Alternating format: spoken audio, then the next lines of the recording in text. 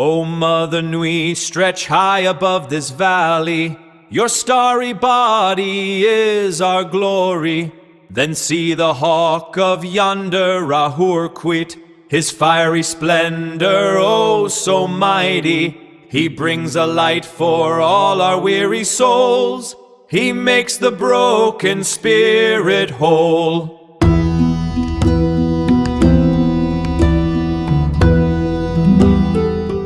Imagine trying to achieve spiritual enlightenment, but instead of meditating in some quiet, isolated monastery, your temple is actually a bedroom. Right, which is quite the shift from traditional practice. Yeah, exactly. So today we are doing a deep dive into Aleister Crowley's Thelema. Our mission here is to look at this early 20th century esoteric system and really understand how it tried to turn biological sex into, like, literal functional magic.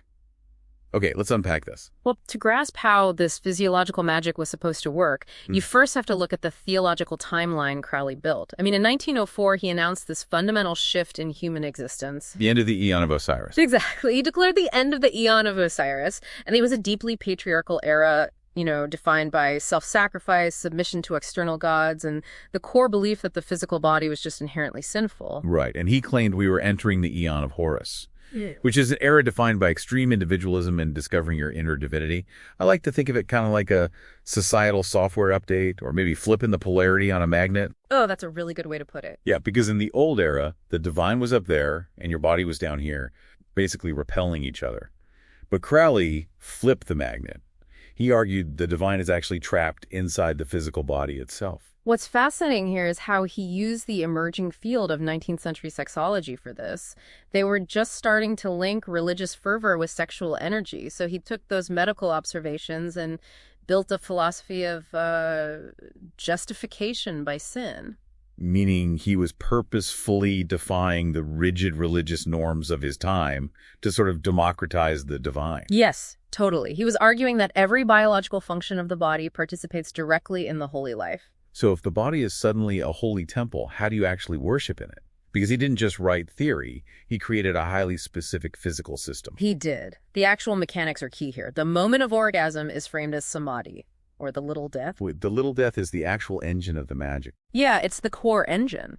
Because the ego completely disappears in that intense moment. The conscious mind essentially becomes a blank slate. Oh, wow. Right, and in that exact fraction of a second, if you hold a specific symbol or a material desire in your mind like wealth or health, it completely bypasses all your normal doubts, fears, and societal programming. It just plants that desire directly into your subconscious, which totally explains the mechanism behind what they call talismanic goals. Exactly. Or mystical goals if you're aiming for spiritual elevation.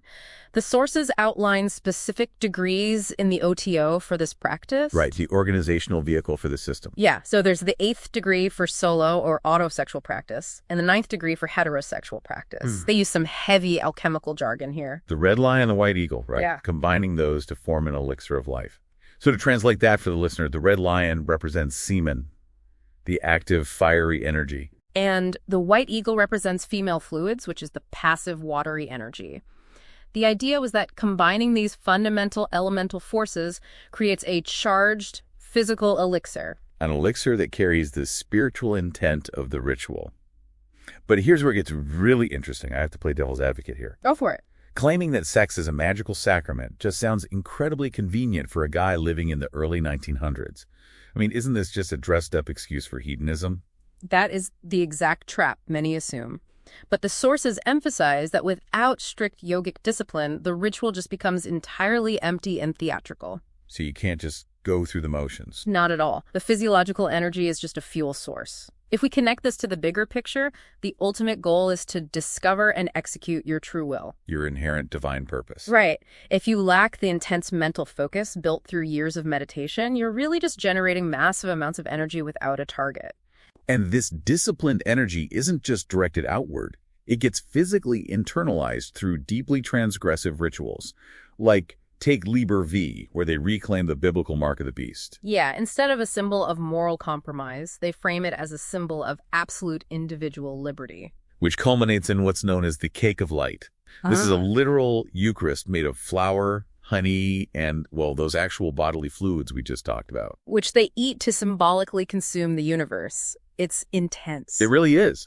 So what does this all mean? Like, if someone is hearing this today, sitting in their car, why does a 1900s sex magic ritual matter to their daily life? This raises an important question about how we view power. Think about it. When Orthodox religion tells you your basic biology is a sin, they hold the keys to your salvation. Because you have to go through them to be cleansed. Exactly. By declaring that your own body and its most taboo functions are the ultimate holy sacrament, Crowley was essentially saying, you don't need a priest or an institution to talk to God anymore. You hold the keys yourself. It's just an incredible synthesis of archaic ritual and modern sexology. It really is a complete reframing of biological reality. Absolutely. Thelema basically posits that discovering your true will requires completely breaking down your societal conditioning. Which isn't an easy thing to do. No, not at all. Which leaves you with a pretty profound question to mull over. How much of what you currently desire in your life is actually your true will? And how much is just the leftover programming of a past era?